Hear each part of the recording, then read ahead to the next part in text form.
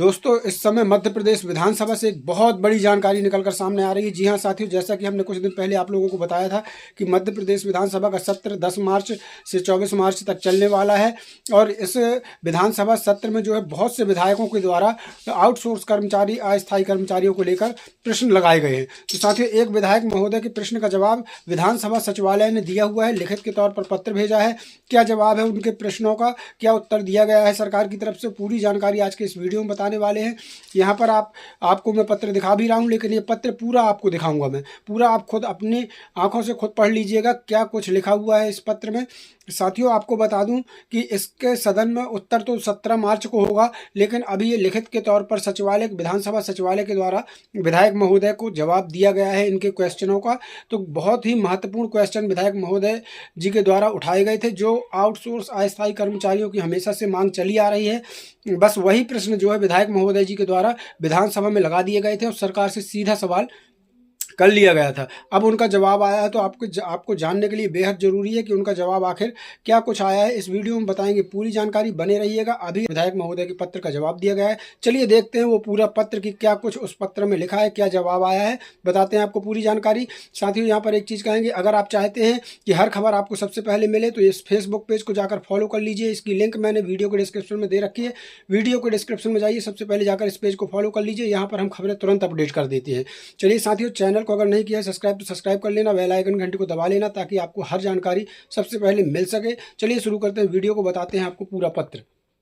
दोस्तों, यहाँ पर देख सकते हैं आप मध्य प्रदेश विधानसभा सचिवालय मार्च 2025। यहाँ पर देख लीजिए, ये अभी का पत्र है। ये एक विधायक जी के द्वारा जो है क्वेश्चन लगाए गए थे। विधायक का नाम है श्री सचिन सुभाष चंद्र यादव जी के द्वारा कुछ सवाल पूछे गए थे। यहाँ पर का, खा और डा के प्रारूप में ये सवाल पूछे गए हैं। उन्हीं का जवाब आ चुका है। पूरा जवाब आज हम आपको बताएंगे।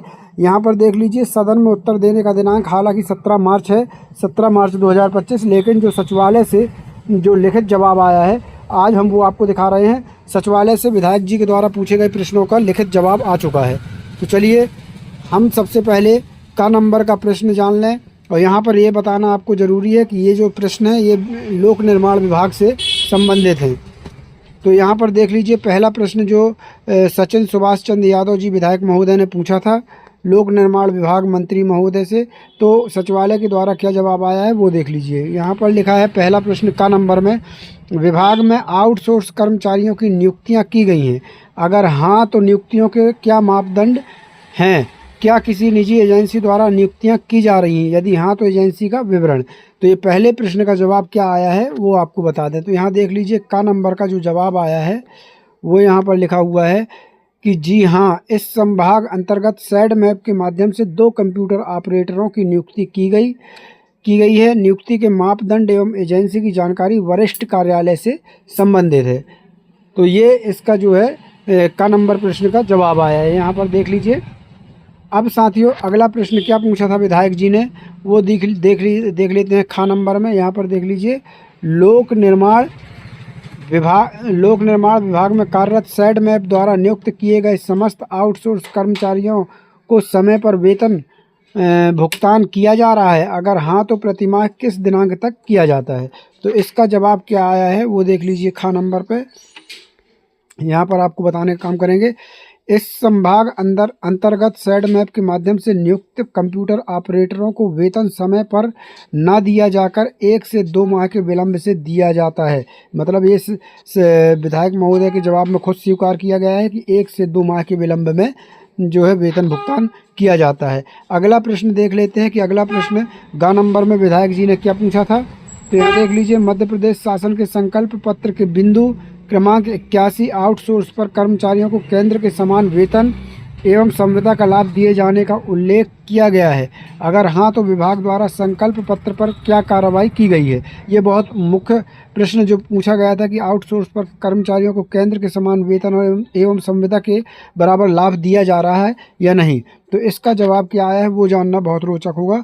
गा नंबर पर यहाँ पर देख लीजिए, बहुत छोटा सा जवाब दे दिया गया है कि मध्य प्रदेश शासन के संकल्प पत्र पर कार्रवाई शासन स्तर से संबंधित है ना। तो इसका सचिवालय नहीं दे सकता, 17 तारीख को जब इसका सीधा सदन में उत्तर दिया जाएगा। तो अब यहाँ पर फिर घा नंबर का देख लेते हैं। अगला प्रश्न क्या किया था विधायक महोदय जी के द्वारा।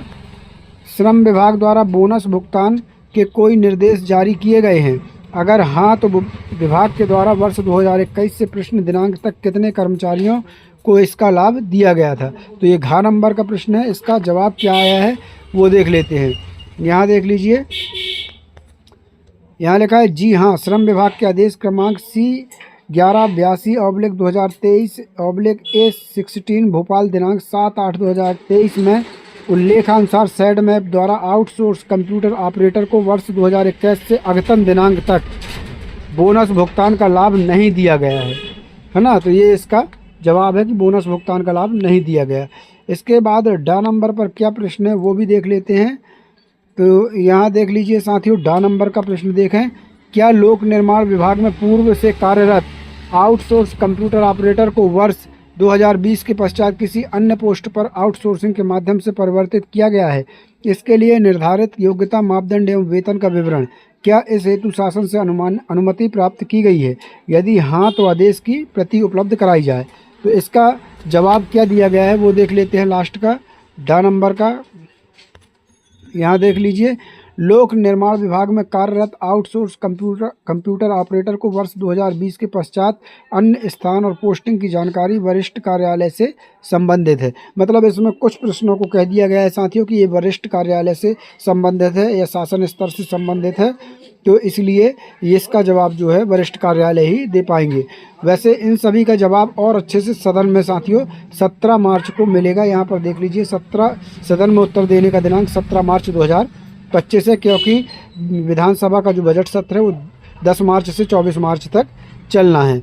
तो साथियों ये कुछ जवाब आए थे जिनकी जानकारियाँ आपको देना ज़रूरी है। एक चीज़ इन जवाबों में मिली है कि सरकार ने खुद माना है कि जो आउटसोर्स कर्मचारी हैं वो सैड मैप के कर्मचारी हैं। सैड मैप एक गवर्नमेंट एजेंसी है साथियों, सरकारी संस्था है।